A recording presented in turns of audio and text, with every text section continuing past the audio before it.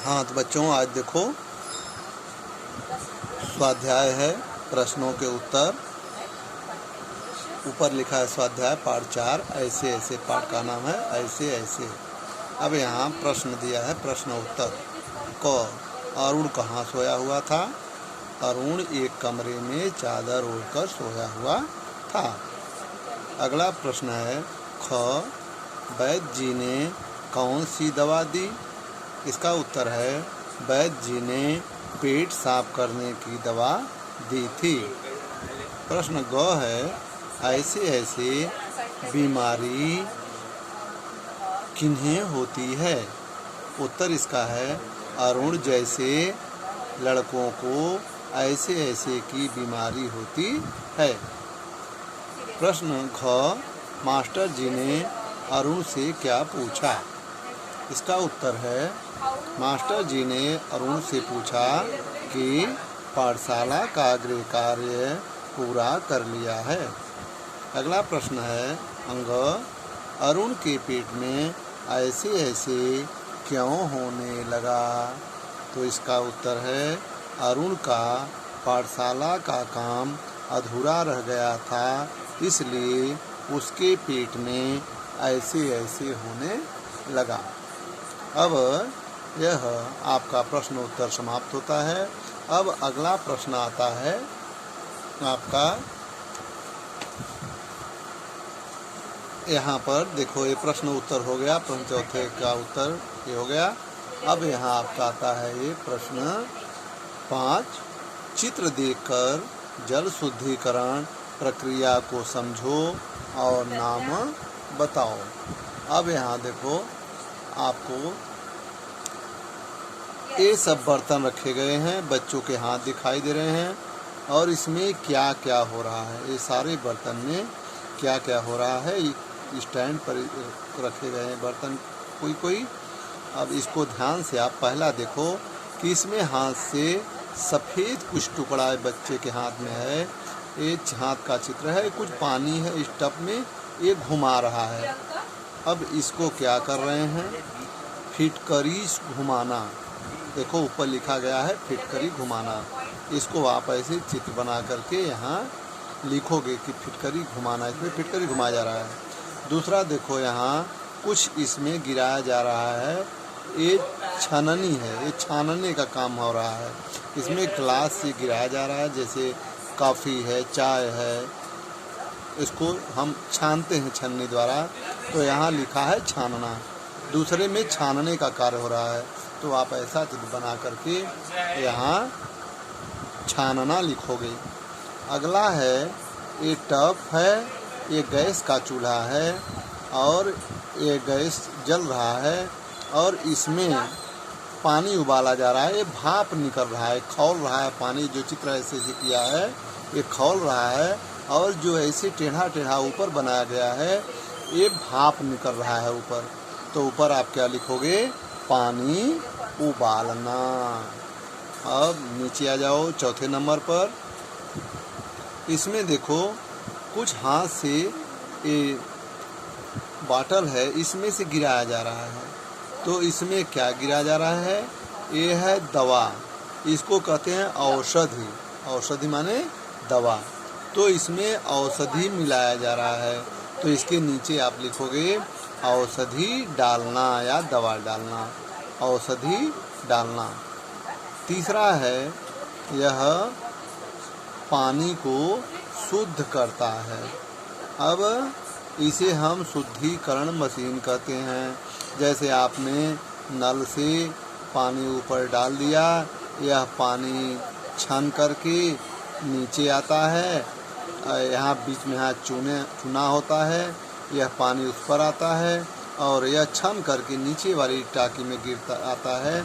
अब यहाँ देखो नल लगा हुआ है, नल खोल करके हम पानी पीने का उपयोग कर सकते हैं या करते भी हैं, तो इसका नाम है जल शुद्धिकरण मशीन। हम इसके नीचे लिखेंगे शुद्धिकरण मशीन।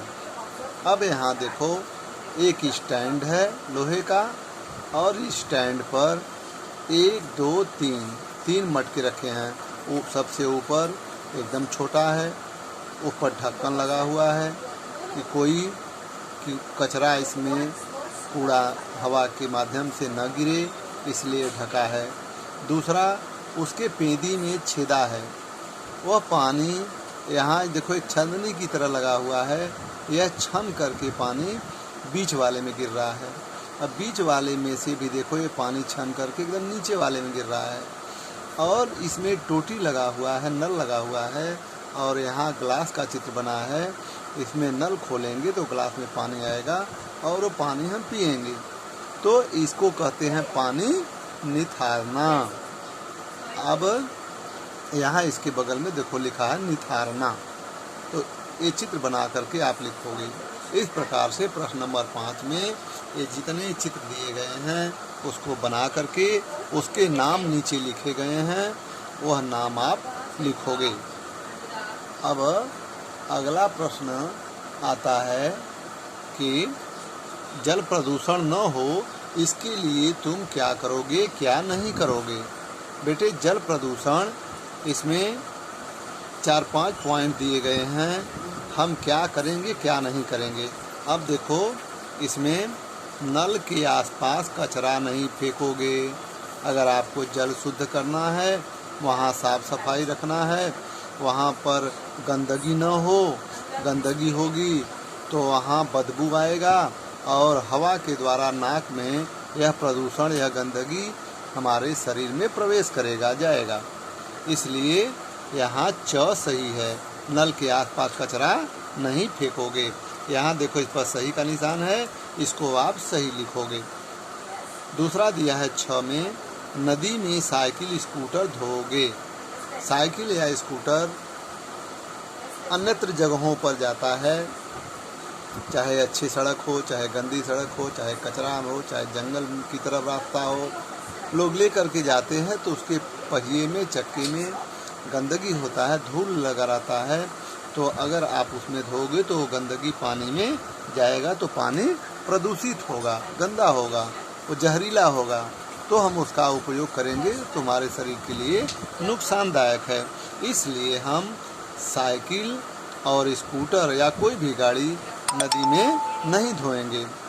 अगला प्रश्न आता है ज, पीने के पानी में हाथ नहीं डुबो, क्योंकि हमारा हाथ भी संक्रमित रहता है।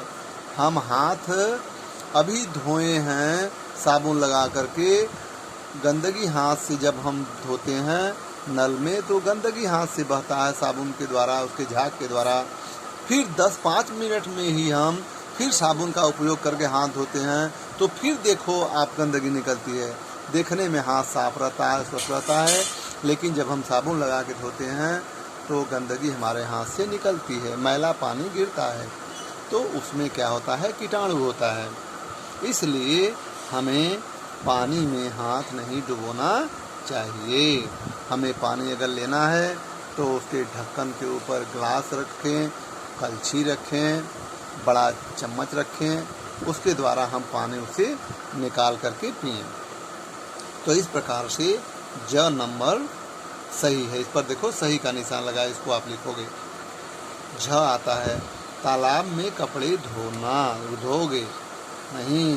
तालाब में कपड़े धोगे तो तब कपड़े भी गंदे होते हैं, उसकी गंदगी पानी में जाएगी, पानी संक्रमित हो जाएगी और वह नुकसानदेह होगा, इसलिए प्रदूषण फैलेगा। तो ये गलत है, इस पर देखो गलत का निशान लगाओगे, ये उत्तर नहीं है, गलत है।